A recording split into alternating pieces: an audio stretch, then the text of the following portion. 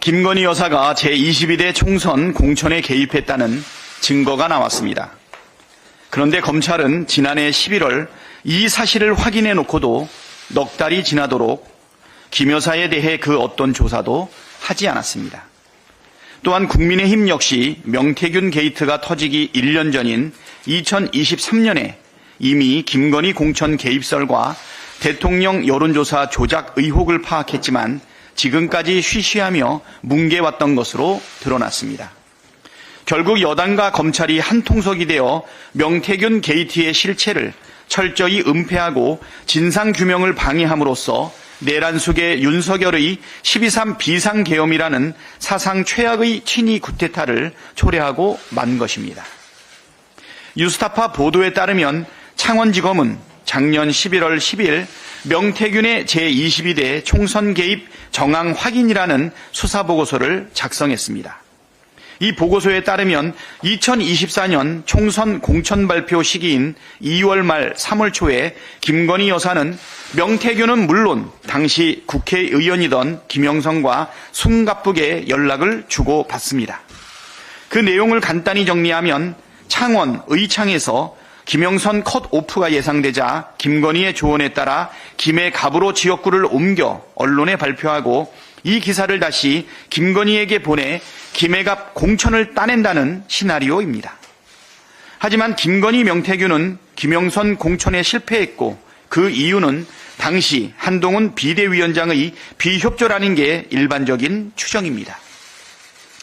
그 유명한 한동훈의 김건희 문자 일십 사건의 시발점도 바로 이때가 아닐까 추측해 봅니다.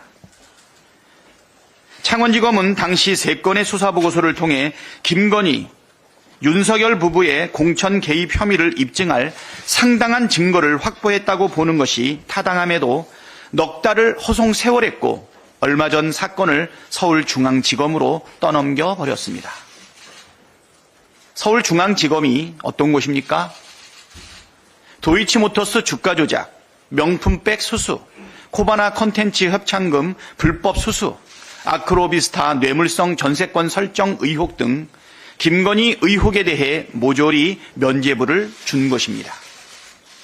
국민의힘은 또 어떻습니까? 보도에 따르면 국민의힘은 2023년 10월 김건희 공천 개입설과 명태균의 전행을 담은 당무감사 보고서를 만들었습니다. 그러나 아무런 조치도 취하지 않았고 그때부터 지금까지 오로지 윤석열, 김건희 부부를 비호하는 데에만 혈안이 돼 있습니다. 국민의힘이 명태균 특검을 반대하는 건 도둑이 제발 저리는 격입니다. 국민의힘이 말한 대로 특검을 반대하는 자가 바로 범인입니다. 내란 속의 윤석열을 하루빨리 파면하고 경제위기 극복에 총력을 기울여야 합니다. 파면해야 할 이유는 이미 차고 넘칩니다. 12.3 비상계엄은 헌법과 법률이 정한 요건과 절차를 따르지 않은 위헌 위법임이 명백하고 윤석열은 헌법 수호 의지가 없음이 확인되지 않았습니까? 국정공백을 조기에 끝내고 민생 회복과 경제위기 극복에 모든 역량을 투여해야 합니다. 미국이 상호관세 10%만 부과하면 우리나라 대미 자동차 수출이 4조 원 감소한다고 합니다. 취업률은 악화되고 실질 임금도 줄어 내수 침체가 이어지고 있습니다. 시시각각 급변하는 상황에 대처해야 할 때 황당한 궤변과 음모론이나 듣자고 귀중한 시간을 허비하는 것은 국익을 져야 하는 일입니다. 오늘 탄핵심판 10차 변론이 마지막 변론이길 바랍니다. 이상입니다.